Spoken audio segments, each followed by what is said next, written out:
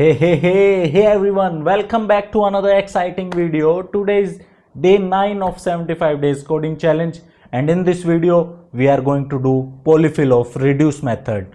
You must have used reduce method, to some numbers or maybe flatten the arrays or maybe even to build objects. But have you ever wondered how it works under the hood? No, right? So that's what we are going to see in this video and build our custom polyfill. Let me tell you, all these iterative methods like for each, map, filter, all these are just basic for loops, nothing else, with just some extra added functionality. Like in the case of reduce, we have extra added functionality of accumulator. All these things we can do with basic for loops also. That's what we are going to do in the custom polyfill. So without wasting any more time, let's get started. But before start, you know what to do. Subscribe, man. क्या बात है sir, क्या बात है sir, क्या बात, ये बात है.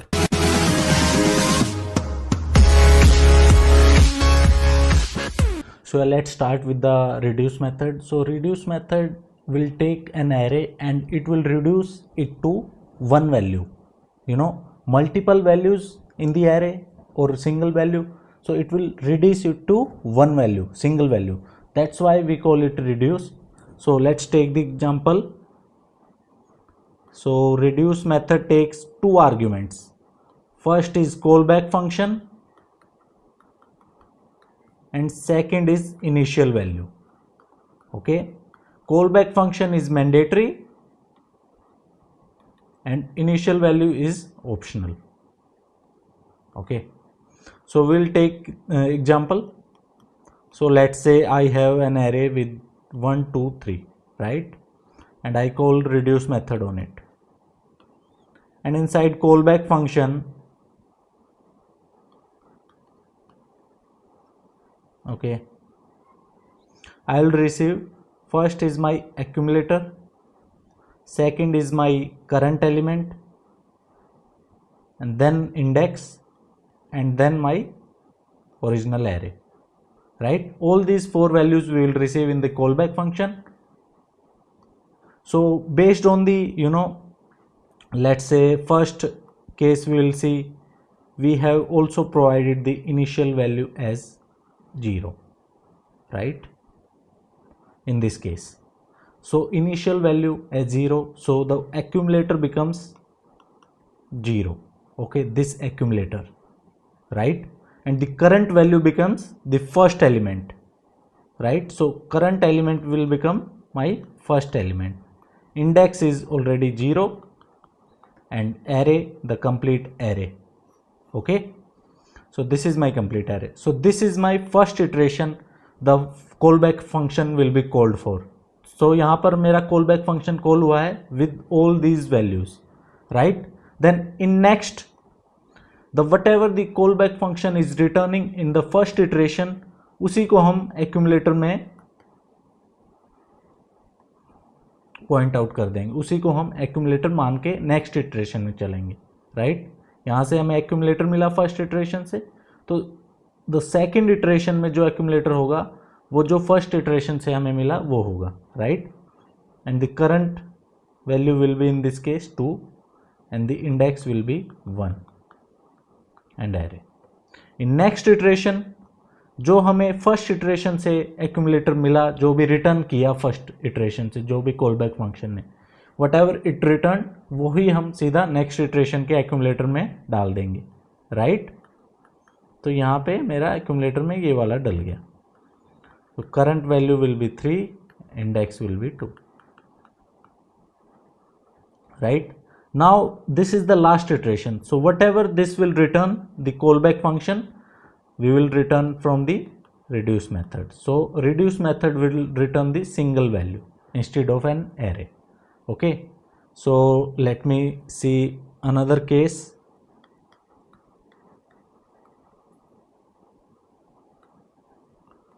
I call reduce on it. First I will need to provide the callback function, right?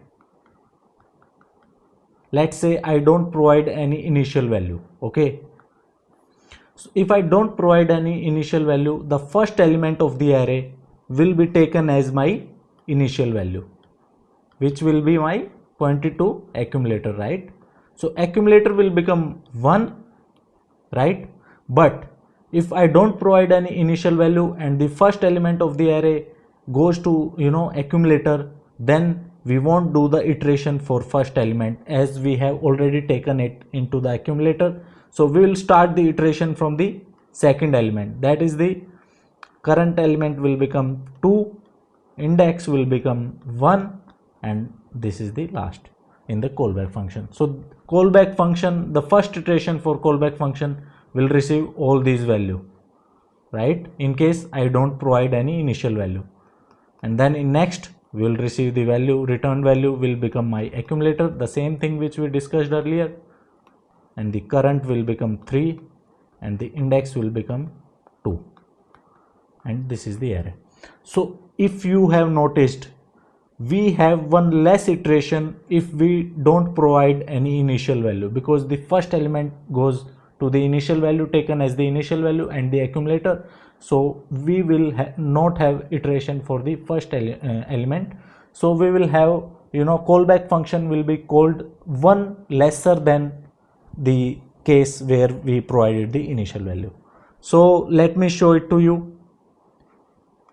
Let's say I have 1 2 3 and I want to sum it, right? So what I will do, I will provide the callback function. My callback function is let's say I am receiving my accumulator and the current value and the index I don't need maybe, and inside it I am returning accumulator and plus current element. Okay, that's what I am returning from the callback function. And let's say I have provided the initial value as 5. Okay, so initial value as 5, so accumulator becomes 5, current element the first one, because we will start from the first one if initial value is provided, and that's all what we need in this case. So my accumulator plus current in my callback function, it becomes 6. So in the next iteration my accumulator will be 6 and the current will be 2, right, and the sum will become 8. In next iteration accumulator will become 8 and the current will become 3 and total will become 11, because this is the last iteration, so we will return 11, right? So this is the single value we will return in this case of reduce method. So that's what we need to do. We just need to keep the accumulator, right? And let's discuss the edge cases. Let's say I have an empty array on which I am calling reduce method. This is my callback function. Let's say I have any initial value as 5. Okay, in this case there is no elements in the array, right? So callback function will not be called for any value because there is no value inside the array, but we have only the initial value. So that initial value itself will be returned without any iteration of the callback function, right? And let's say if I have I have one element in the array and I have callback function, but I don't have any element as initial value. No initial value, will start the iteration from second element, because first one becomes accumulator, but there is no second element, right? So we will return this 2 without any iteration of callback function. And so this is it. If we have only one value, then we will directly return it. No, we won't call the callback function. And let's say I don't have any element in the array, or I don't have any initial value also. In that case I will throw the error, right? So these edge cases we will need to keep in mind while writing the polyfill. One more edge case. These 3 we have discussed. Let's say I have any sparse array. There is empty slot, there is empty slot, there is empty slot, then I have 5 and 6. Dot reduce, there is no initial value. Okay, so if there is no initial value, we will search for the first element. Okay, So we'll try to make the accumulator, the first element we'll try to make as accumulator, but the first element is empty slot, no sparse array, right? If it is empty slot, we won't take it as accumulator. We'll move on to the next one. Oh, it is also empty, move on to the next one. It is also empty, move on to the next one. This is fifth, this will become accumulator, the fifth value, and the current iteration will start from the accumulator plus 1. So from 6 the current iteration will start, right, from the next of the accumulator. If accumulator is at the end, then that's what we'll return. But because callback function will not be called for these empty slots, we'll need to keep this in mind while writing our polyfill. So let me just simple use case, test case, what we'll check on our reduce method also. So this is my accumulator, this is my current element. I'll return the accumulator plus current, right? And the second, I will provide the initial value as maybe 10. Let me return it like this. This is it. I think second I can pass the initial value as 10, and let me console log it also. Okay, so 10 plus 1, 11 plus 2, 13 plus 3, 16. We are receiving the 16 value, right? 16 we are receiving. So let's write our polyfill now. So this method depends on the prototype of array. So we'll check if this method exists on the prototype.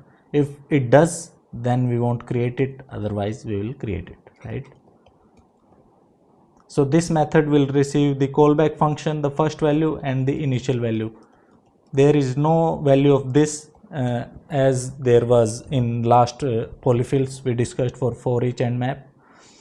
So in this case, let me tell you the same thing we did for the last polyfills. We'll need to check if this is null. If the reduce method, my reduce method is being called for any null value, then we'll need to throw the error, right? My reduce cannot be called for null values, right? And the first argument, the callback function, if it is not any function, then also we'll need to throw the error, because it should be the function type, so then also we'll throw the error if it is not a function. First argument should be a function, right? So this is the sanitization we have done. Now maybe my reduce method is being called upon for any primitive types, let's say number, string.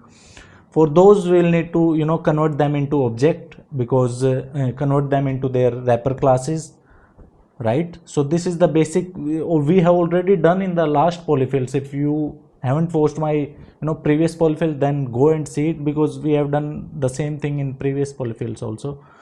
Then we will check for the length property, as these all are generic methods which will check the length property on this, and if there is no length property, let's say undefined, then it will become 0 using the unsigned right shift operator, which will be unsigned right shift operator with 0 bits. It will convert the undefined values to 0, negative values to positive, because length cannot be negative, and if there is any value which is out of range, out of safe integer range, then also it will bring them into the range, right?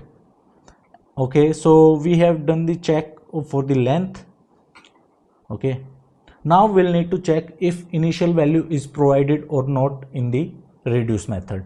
That we will check with the arguments length. If arguments length is greater than 1, means initial value is provided, right? So then let's say I'll take a accumulator variable, and then I will move the value of initial, if initial value is provided, then I will take that as my accumulator, right? If there is no initial value provided, then I will take the first element as the initial value, but I will need to check if it is not an empty slot, then only I will take it, right? So let me take an variable with 0 and I will loop through it.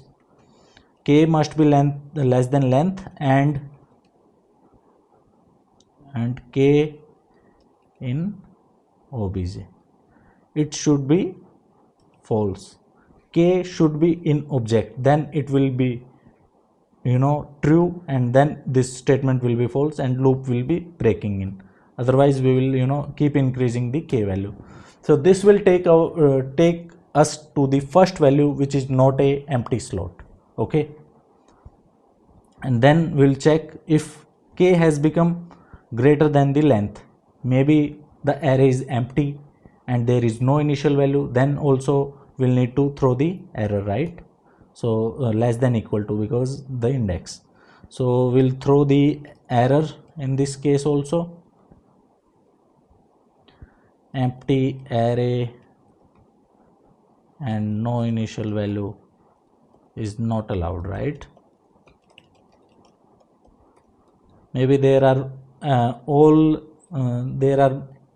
array is full of empty slots only, there is no valid value, then in that case also this is the case. So accumulator we will move to the, if it is not the case, then we will take our kth element, right, and we will increase the loop, because the element which we have taken the accumulator, from that element we won't do the iteration, from the next element we need to do the we need to call the callback function. That's why we have increased it here k plus plus, right? And here let me run a loop with the initial value. I will take the k and I should be less than length and I greater than, but the callback function should be called only for the non-empty slots. So here also again I will check if it is inside the object, this in keyword I am checking to check if it is not an empty slot, and then I will call the callback function. I don't need to call with the call value, or call method, because there is no this binding I need to do here. I will need to just directly pass the accumulator first, then pass the current value. Current value will be obj I, next the index, and next the complete array I will need to pass, and whatever it will return becomes the accumulator, right, for the next iteration. And at last I will need to return the accumulator, because I will return the single value at last, right? So I think our reduce method is done, polyfill. So let me test it. Test this one. Instead of calling for reduce, I will use my reduce, and it should give us the 16. So it is also giving us the 16 value. Let me remove the initial value, maybe, then it should give me 6, right? Let me sparse array, make it sparse array. Oh, this is not the sparse array, just keep the empty slots, then it will be, so it is returning me 3. And if I don't pass any, there is no initial value and it is the full of empty slots, then it should throw me the error, the correct error, empty array and no initial value is not true. So our reduce polyfill is working fine. So this is it for this video. See you in the next.